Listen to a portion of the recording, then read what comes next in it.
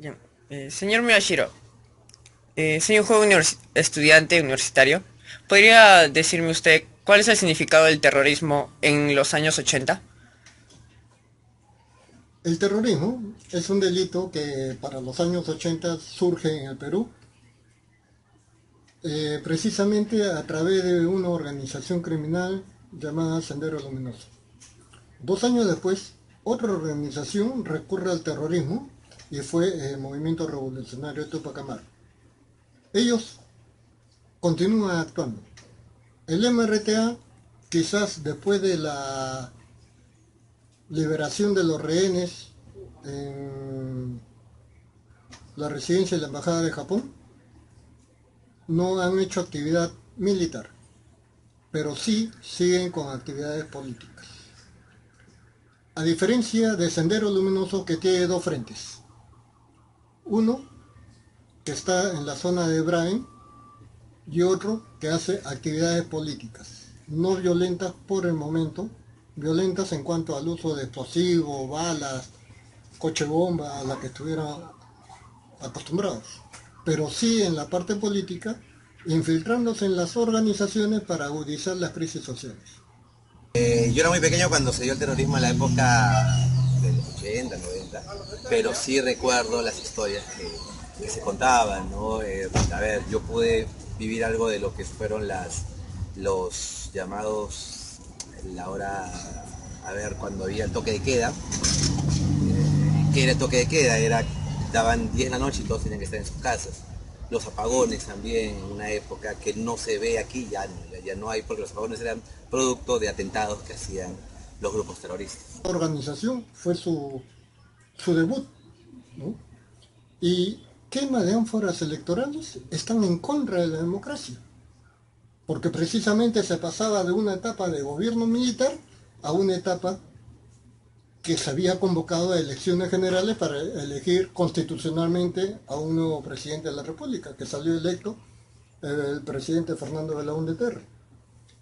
Otra situación contradictoria es que a los lugares donde llegaban, porque ellos pretendían conquistar los Andes, y para conquistar los Andes incursionaron en muchos caseríos, en muchas localidades pequeñas, de 5 o 10 familias, y los convocaban para darles su charla sobre orientación política, y al que no cumplía sus órdenes lo mataban. ¿Y cómo lo mataban? A machetazos, a hachazos. A mujeres embarazadas les han cortado el vientre y les han hecho abrir la boca para meterle el feto dentro de la boca, o el embrión. ¿Mm? Entonces, eso es el bienestar. ¿Cuántos coches bombas subieron? ¿Por qué mataban al campesino? Porque ese pensamiento Gonzalo que pregona el Movadef decía, ¿m? Campesino que no quiere la revolución no merece ni el precio de una bala. Por eso lo mataban a machetazos. Y lo que es peor, estoy dando algunas conferencias en centros educativos y en la zona donde ha habido terrorismo, los jóvenes me preguntaban, ¿y por qué mi papá, por qué mi abuelo no me contaba esto? Y lo que ocurría era que los integrantes de Sendero Luminoso hacían formar a toda la comunidad y luego ligaban a cada uno de los campesinos. Y en estas comunidades chicas todos se conocen. Están los padres, los tíos, los primos, los cuñados, o por lo menos son los vecinos, y todos se conocen. Y les obligaban a cada uno de ellos a meterle un machetazo sobre el cadáver. ¿Y por qué hacían eso? Porque ese pensamiento Gonzalo decía, si el campesino tiene sangre en las manos, es más fácil meterle sangre en la cabeza. Eso es luchar por el bienestar del pueblo.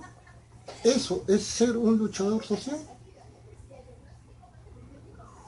¿Por qué el Perú no progresa o por qué hay tantos actos de corrupción? Porque falta formar valores y los valores no se forman a través del terror.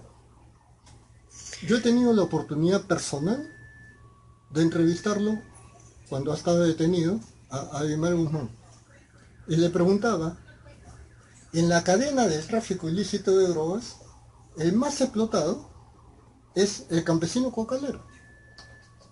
Pero ocurrió en los años 80, que Sendero Luminoso entra a los valles cocaleros. Y he trabajado y he conocido comunidades asoladas por el terrorismo en la subzona de seguridad número 7. El terrorismo es lo más sangriento, lo más malo, lo terrible de una sociedad, que es que se junta un grupo de gente para hacer para hacer cosas malas con grupos, con el Estado, porque tienen ideas erróneas, porque creen que lo pueden solucionar todo con violencia, y eso es un poco terrorismo. Cuando yo le cuento esto a mis hijos, me dice, ¿cómo vas a vivir con $78 al mes? ¿No? Y es que cuando está la izquierda influenciando, busca la quiebra del país. Fíjate lo que está pasando en Venezuela. Y fíjate cuántos venezolanos han venido acá.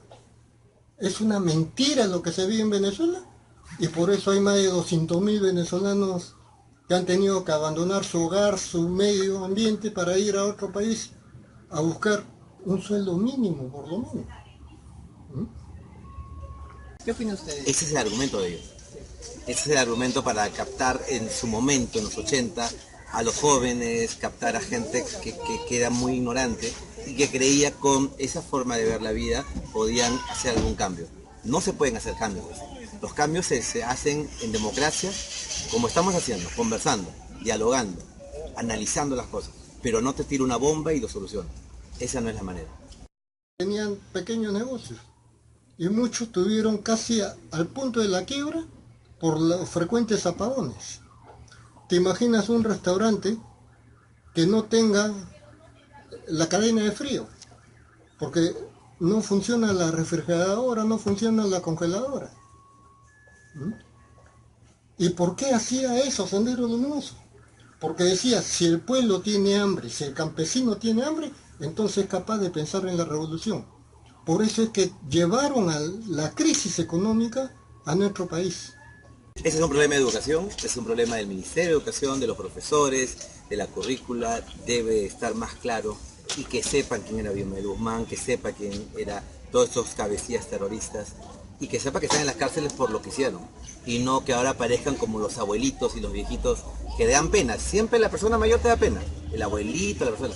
Ellos no son unos abuelitos, ellos son gente que hizo mucho daño y mucho terror y muchas lágrimas y muchas familias destrozadas por la culpa de ellos. No solo a los universitarios. Me preocupa mucho el estudiantado también. Que lean bastante sobre nuestro pasado, que lean bastante sobre nuestro pasado reciente, no la historia del Perú que nos enseñan y nuestros héroes que todos conocemos y admiramos, sino la historia reciente, lo que pasó en los 80, lo que pasó en los 90, lo que pasó con el gobierno de Fujimori, por qué está preso Abimael Guzmán, que no los entrevisten en la calle y un periodista les diga quién es Abimael Guzmán y no sepa. Tienes que saber, tenemos que saber por cultura y saber que el terrorismo es lo peor que le puede suceder al país y lo peor que puede suceder en el mundo. Esas ideas retrógradas no pueden volver a nuestro país.